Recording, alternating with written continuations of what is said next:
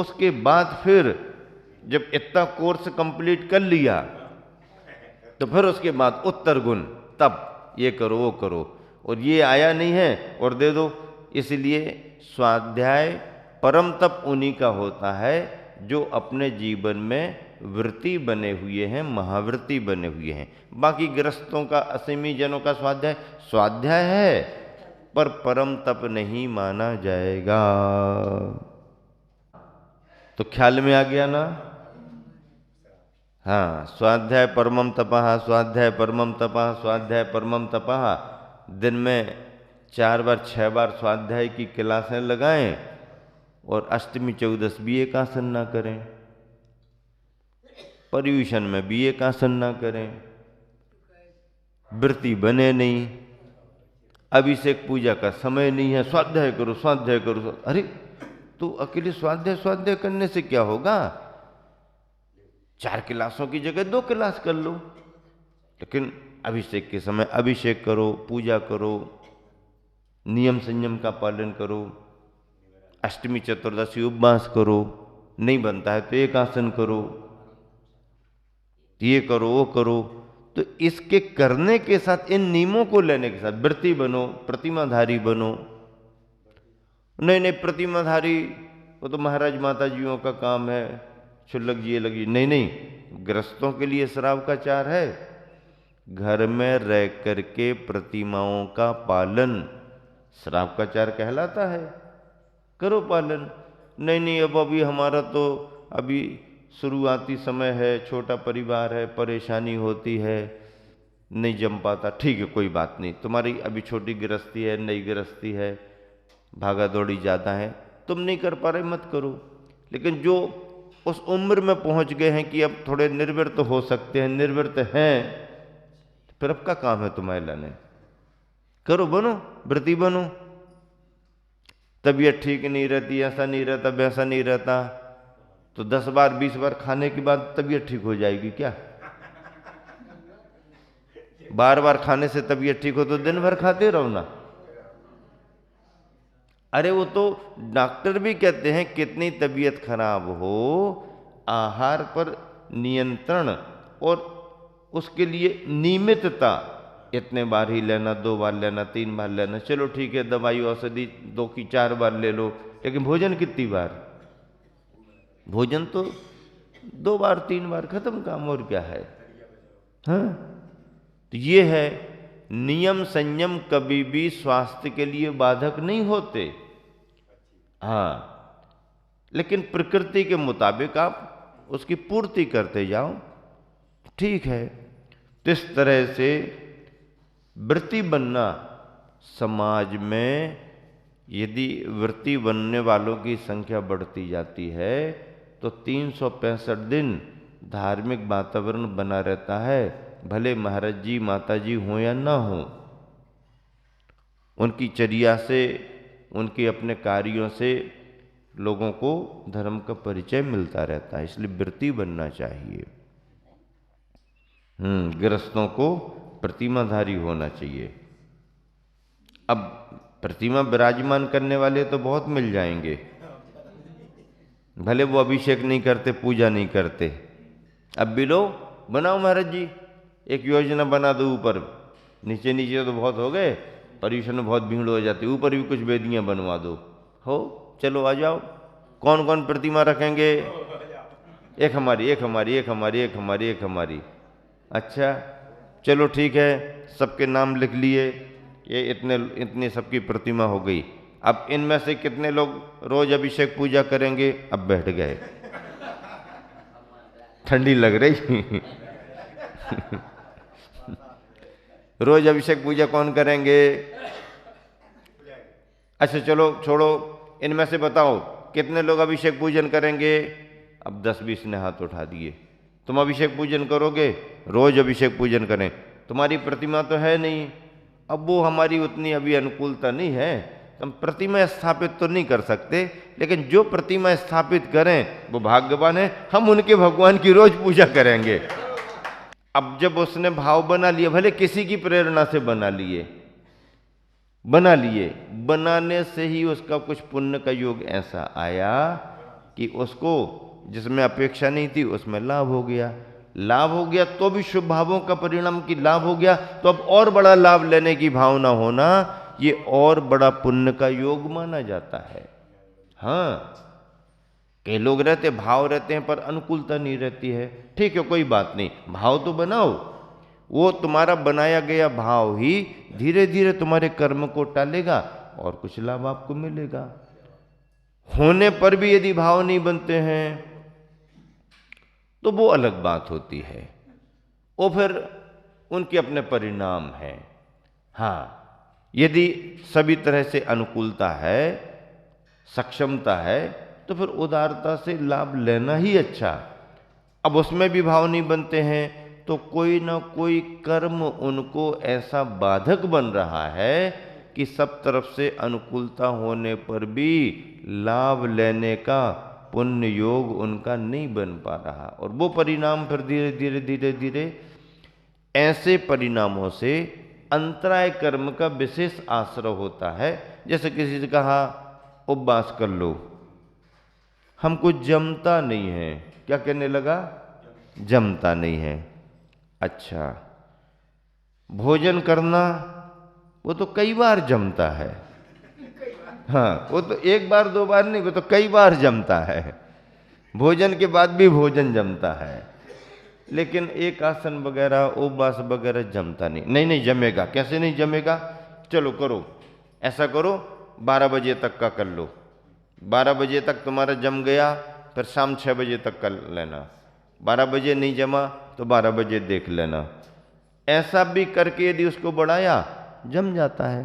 थोड़ा थोड़ा करके करो, एकदम उपवास नहीं बनता है, दूध पानी लेके कर लो, नहीं बनता है तो ऐसा कर लो, मन तो बनाओ पहले। हाँ, शुरुआत करी नहीं, जमता नहीं है, जमता नहीं है, शुरुआत करी नहीं, जमता नहीं है, बाकी सब जमता है, यही नहीं जमता है। एक आसन उपवास किसी भी अपना अभ्यास होना चाहिए, और हम मन बना करके शरीर को जैसा ढालें वैसा ढलता है। हाँ, आप मन बना लो कितने बजे सोना, अब जितना मन बना उतने बजे नींद आ जाएगी। कितने बजे उठना, बिना अलार्म बिना घड़ी के आपकी नींद खुलेगी। आप मन बना के तो सो। हाँ, सवेरे 5:30 बजे दरवाजे पर पहुंचना भगवान के, तो 4 बजे अपने आप नींद खुल जाएगी। 4 बजे उठ गए, तैयार हो गए, माला फेर लिए, कर लिया, वो कर लिया, आ गए। अब कोई घड़ी अलार्म बजता नहीं, वो तो अपने आप रूटीन बन जाती है। मन में जो भावना करके आप सो जाएं। आप तो मंदिर की बात करें, आपको कहीं कोई ट्रेन बस पकड़नी है, सुबह 4-5 बजे की है, आप 4-5 बजे उठते नहीं, 6-7 बजे उठते हो, और वही बस है, वही ट्रेन, उसी को पकड़ना है। आप उसके पहले ही घंटे 2 घंटे में बार बार नींद खुलेगी। लेट तो नहीं हो रहे, लेट तो नहीं हो रहे, लेट तो नहीं हो गए। हाँ, वही वही घूमता रहता है। तो मन बना लें तो शरीर अपना ढलता है, उतना ही ढालें जितनी उसकी क्षमता हो, लेकिन ढालना शुरू तो करो। छोटे छोटे बच्चे मुकुट सप्तमी पर बालिकाएं 8-8 10-10 साल की उपवास करती हैं, कैसे कर लेती वो? भले उनका चेहरा मुरझाया दिख रहा, लेकिन कहते करेंगे करेंगे। तो उनकी मम्मी कह देती है चलो चलो अभी 12-1 बजे तक का देख लो, फिर शाम तक देख लेना। शाम को यदि तुम कहो कि अच्छा लग रहा है तो ठीक है, और शाम को तुमको आकुलता हो तो शाम को हम आपको पानी वानी दे देंगे, और नहीं तो फिर निर्जल कर लेना। अब शाम तक यदि किसी को नहीं जमा तो लो पानी पी लो, पानी लेके तुम्हारा उपवास हो गया। जम रहा है, हो जाओ। अब अभी तो जम रहा है, रात के और घंटे निकालना पड़ेंगे, देख लो। हाँ नहीं, जम जाएगा, जम जाएगा। वो ले लिया, घंटे 2 घंटे में सो गई, अपने उठ गई, खत्म काम। जमाया कि नहीं जमाया? जम गए। ऐसे त्याग में अपन को अनुकूलता बनाना पड़ती है, और यही त्याग का धर्म धीरे धीरे आगे बढ़ाता। वृत्ति समाज में वृत्ति बनना चाहिए। प्रतिमाधारी छोटे छोटे नियम माने जाते हैं, वृत्ति नहीं। आजीवन व्रत लेने वाला एक अलग बात होती है। हाँ, और आजीवन व्रत ब्रह्मचर्य का भले नहीं लिया, लेकिन वृत्ति बन गया, तो मैं समझता हूं कि दिनचर्या के मामले में प्रतिमाधारी वृत्ति की श्रेष्ठता इसलिए रहेगी क्योंकि उसने अपनी पूरी दिनचर्या पर वृत्ति के हिसाब से बना ली। वो है, लेकिन अब अकेला है, मान लो उसका व्रत हो गया, अब कब अभिषेक करेगा, कब पूजा पाठ करेगा, कैसा करेगा, फिर भोजन उपवास आदि करे ना करे, उसकी दिनचर्या उसके हिसाब से चलेगी। लेकिन वृत्ति बनना बहुत बड़ी बात, और घर में 2 ही जन वृत्ति बन जाए तो फिर तो दोनों हाथ में, हाँ दोनों हाथ में क्या, सही बात तो है ही, तभी तो बता रहे हैं सही बात तो है तभी तो बता रहे हैं ना क्या, दोनों हाथ में लड्डू, दोनों हाथ में, एक बार इससे ले लो, एक बार इससे ले लो, एक बार इससे, एक बार इससे। छोटे बच्चे रहते ना, दोनों हाथ में ले लेते फल, अमरूद ले लिए दोनों, अब एक लाल वाला खा रहे, एक सफेद वाला खा रहे दोनों हाथ में। अरे एक तो खा लो अच्छे से, नहीं नहीं हम तो दोनों से खाएंगे। छोटे बच्चे करते हैं ऐसा, बढ़िया एकदम। आचार्य तो बहुत खुश होते हैं, कोई प्रतिमाधारी वृत्ति वगैरह बने, बहुत खुश होते हैं। एक परिवार तैयार हो गया, उसके तैयार होने से उसके कुल कुटुंब में, उसके रिश्तेदारों में उसकी उस तरह की पहचान बनती है। जैन समाज संख्या में भले कम है, लेकिन जो नियम संयम संस्कारों की क्वालिटी है ना, वो उसकी पहचान बना के रखती है। अब ढेर सारी भीड़ में भी 2-4 परिवार के सदस्य निकल जाएं तो वो चेहरे मोहरे से सब अलग समझ में आ जाएंगे कि भैया ये कहाँ से आए, कैसे आए, अलग दिख जाते हैं। साधारण से साधारण परिवार भी हो, कम कमाने वाला भी हो, रोज कमाने खाने वाला भी हो, पर वो साफ सफाई, रहन सहन, खान पान, क्यों? क्योंकि उसका पैसा व्यसन बुराइयों में नहीं जाता है। थोड़ा कमा रहा है, रोज कमा रहा है, लेकिन उसमें भी अपने घर परिवार को इतने अच्छे तरीके से रखता कि लोगों को लगता कि इनकी लाखों की कमाई होगी तब तो ये ऐसे रहते हैं। ऐसी लाखों की कमाई होती क्या सबको? तो फिर ऐसे कैसे रहते हैं? फालतू खर्चों से बचते हैं, अनावश्यक खर्चों से बचते हैं, अभक्ष्य से बचते हैं। तो जो घर में है, एक व्यक्ति बाजार में, होटल में जाकर के यदि भोजन करे या 1-2 लोगों के साथ करे, उसका कितना खर्च आए। और यदि कोई किसी को शराब सिगरेट और नॉनवेज की आदत पड़ गई, वो जाकर के उतना करे तो इतना खर्च उसका हो जाएगा जितने खर्चे में 3-4 दिन पूरे परिवार का आराम से, बढ़िया स्टैंडर्ड का, हाँ एकदम सात्विक शाकाहारी भोजन 3-4 दिन का चल जाए, बिल्कुल अच्छे से अच्छा। अब बताओ, तो आर्थिक दृष्टि से भी ये चीजें बहुत मतलब परेशान करने वाली हैं। इसमें संतुलन रहता है, सात्विकता रहती है और पूरा परिवार सम्मिलित होता है। इसलिए बाजार और दूसरी चीज़ों से जो परिवार बचते हैं, वो अपने परिवार के साथ कम आमदनी में भी अपना काम चला के अच्छे से रहते हैं। एक गृहस्थ का श्राप का 4 अर्थ देखो, जीव अशुभ भाव से नरक और त्रियंच गति प्राप्त करता है, शुभ उपयोग से स्वर्ग और मनुष्य गति के सुख प्राप्त करता है और शुद्ध उपयोग से मोक्ष प्राप्त करता है। इस प्रकार लोक का चिंतन करना चाहिए। ये तो चूंकि वारसानुवेद का ग्रंथ में लोक का वर्णन चल रहा होगा, लोकानुप्रेक्षा, उसमें ये गाथा आई, इसलिए लोक का चिंतन करना चाहिए। किंतु तीनों उपयोग का फल इस गाथा में दर्शाया गया, त्रिविध उपयोग का फल।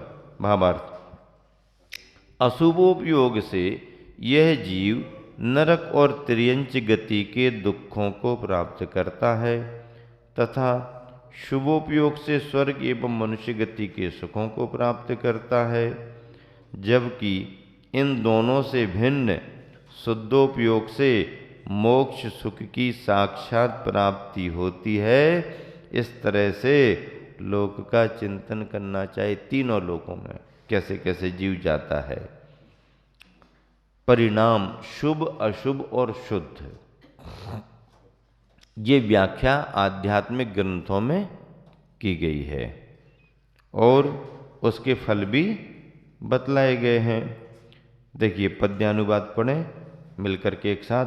स्वर्गीय मर्त्य सुख हो शुभ हो सुनो रे, शुद्धोपयोग बल से शिव हो गुनो रे, पाताल हो अशुभ से पशु या विचारो, यो लोक चिंतन करो अग को विसारो।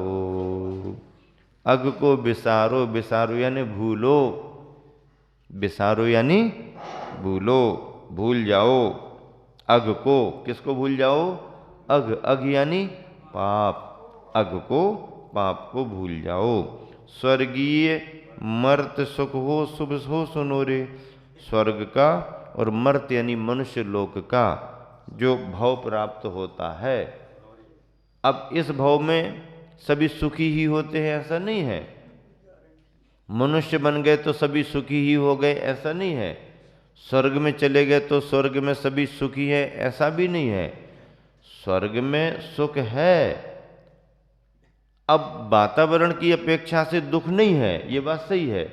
वहाँ के वातावरण में शारीरिक दुख, सर्दी गर्मी ये वो परेशानी शारीरिक वहाँ कोई नहीं है किसी भी निकाय में हो, लेकिन मानसिक संताप हो सकता है। सम्यक दृष्टि मानसिक संताप में नहीं आएगा क्योंकि वो धर्म को समझता है, लेकिन मिथ्या दृष्टि देवी देवता जो नहीं समझ पाते हैं, वो शरीर से सुविधाएं सब रहती हैं, वो रहते एसी में है, लेकिन एसी में भी उनको संताप बना रहता है क्योंकि मन में उनके धर्म का जो तत्व है वो ज्ञात नहीं है। अरे इनको इतना, हमको क्यों नहीं, इनके अधीन कब तक रहेंगे, यहाँ तो ऐसा है वैसा, इसको इतना क्यों मिल गया, इसमें विकल्प में रह सकते हैं। और जब पर्याय छूटने लगती है तो अरे अब ये छूटेगा तो फिर क्या मिलेगा, कहाँ मिलेगा। तो स्वर्गों में शारीरिक कष्ट नहीं पर मानसिक संताप हो सकता है। मनुष्य में शारीरिक दुख भी हैं, मानसिक दुख भी हैं, पर सुख भी हैं। हाँ, पुण्य का योग अच्छा है तो सुख भी है, और पुण्य का योग थोड़ा कम हो तो ये परेशानी। पुण्य का योग होने पर भी यदि धार्मिक भावना नहीं है, धार्मिक भावना नहीं है तो फिर सुविधाएं होने पर भी परेशानी। हाँ, शुद्ध उपयोग से मोक्ष, ये सब तीनों उपयोगों का फल है।